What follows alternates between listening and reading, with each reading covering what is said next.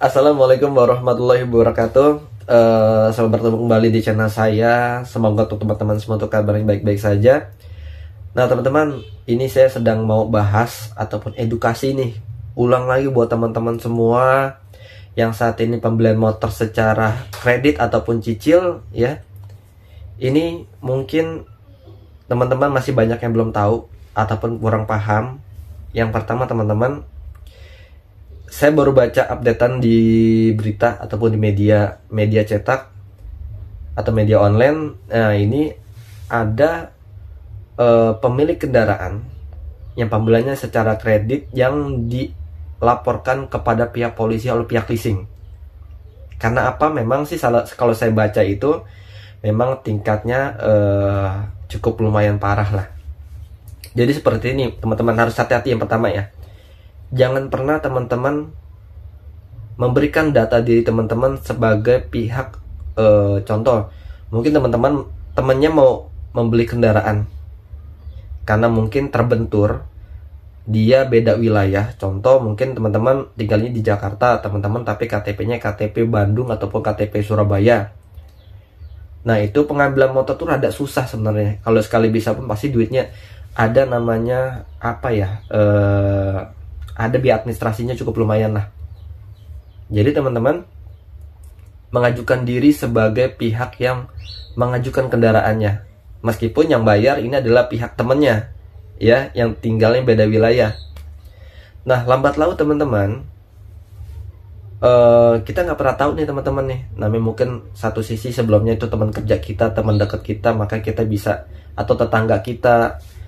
Nah lambat laun dia, karena dia menggunakan ya, nggak tau lah, lost kontak nih teman-teman, lost kontak. Nah ternyata teman-teman kalian yang bawa kendaraan tersebut bahwa untuk motornya ini tidak melakukan pembayaran atau telat membayar. Nah maka secara otomatis dari pihak leasing akan mencari, yaitulah data diri sebagai pengajuan kendaraannya siapa untuk pengajuan kreditnya. Karena teman-teman, maka dia datang ke rumah ya, datang ke rumah teman-teman akan didatangi oleh pihak debt collector. Nah itu bahayanya yang pertama ya. Jadi BI checking teman-teman nantinya jelek kalau memang ada kendala, dan ini resikonya adalah pidana ya. Pidana ini nggak main-main, ini memang ranahnya masuk pidana.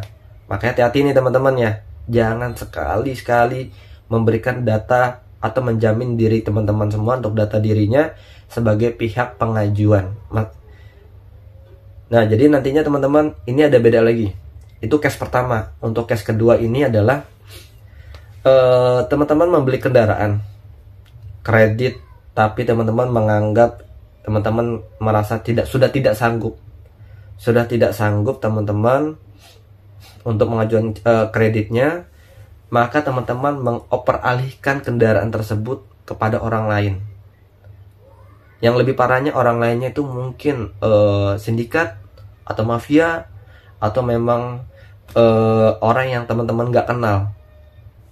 Teman-teman mengajukan over kredit secara ilegal atau mandiri, perorangan over kredit. Nah pihak leasing itu tidak mau tahu, karena teman-teman yang mengajukan, maka yang nanti akan ditagih dan akan beresiko adalah teman-teman ya. Maksudnya teman-teman bilang, wah tuh udah saya udah over kredit ke si A, ke si B, ini ada data-data dirinya. Nggak ngaruh teman-teman, karena teman-teman ibaratnya sudah apa ya, jatuhnya kayak mufakat jahat gitulah. Kan teman-teman seharusnya prosedurnya, kalau teman-teman mau aman ya, nah teman-teman harus datang kepada pihak leasingnya, bawa juga kepada pihak orang yang mau transaksi over kreditnya, datang ke leasing berbarengan, nanti ditengahi oleh pihak leasing sebagai pihak ibaratnya mengetahui, barulah teman-teman mengajukan untuk over kredit. Silakan, nanti pihak leasing juga nggak mau tahu juga, ibaratnya teman-teman mau over kredit berapa nilainya, silakan saja. Nah nanti sebagai penjaminnya, ibaratnya pihak yang baru ini yang menerima overkredit teman-teman semua nanti sebagai penjaminnya, ya, yang nantinya datanya akan disimpan oleh pihak leasing. Jadi kalau suatu saat ada terjadi kenapa-napa, maka pihak kedua ini yang nanti akan dicari oleh pihak leasing. Teman-teman sudah aman. Nah, beda halnya tuh yang tadi saya sampaikan tadi, masalahnya yang ternyata ada overkreditnya secara ilegal, yang orang yang bawa motornya udah entah kemana nggak tahu. Nah, teman-teman tinggal menerima dampaknya, dan itu saya baca itu diadukan sampai pelaporan kepada pihak polisian.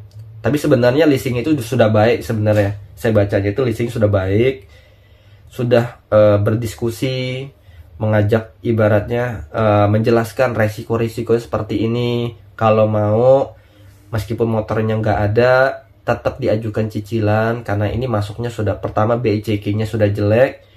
Yang kedua adalah teman-teman kalau mau cari motornya kembalikan kepada pihak leasing. Kalau memang nggak bisa menemukan tersebut, maka teman-teman harus menyelesaikan masalah itu, membayar sisa cicilannya. Kalau tidak juga teman-teman menganggap saya nggak mau karena saya saja sudah butuh uang, maka saya overkredit. Nah, maka secara otomatisnya teman-teman kalau diadukan seperti kasus yang salah satu leasing itu yang mengadukan, ada kalau salah 6 atau 5 konsumen gitu. Udah selesai. Itu sudah masuk ranah pidana, sudah dipenjara, karena ibaratnya masuknya penipuan. Kalau nggak salah ya, maaf, penipuan. Dan teman-teman harus membayar denda 20 juta. 20 juta karena motornya itu motor PCX. Motor PCX, denda 20 juta. Kalau tidak membayar maka diganti dengan masa tahanan itu adalah 3 bulan. Bayangkan teman-teman, udah jatuh ketimban tangga, ketimban pula tembok kan sama genteng-gentengnya. Nah, jadi harap hati-hati. Kalau memang teman-teman merasa sudah nggak sanggup untuk membayar cicilan, ya, sudah nggak sanggup bayar cicilan, lebih baik kalau tidak ada orang yang bisa overkredit, kembalikan saja dengan secara baik-baik kepada pihak leasing. Karena nantinya resikonya seperti itu. Oke teman-teman. Nah teman-teman, itu adalah updatean ataupun informasi yang bisa saya bantu informasikan. Semoga teman-teman yang memang saat ini sedang proses pencicilan motor, semoga diberikan kelancaran. Semoga sampai dengan selesai tidak ada masalah ataupun kendala. Sekalipun ada kendala, ingat-ingat lagi ucapan saya sebelumnya.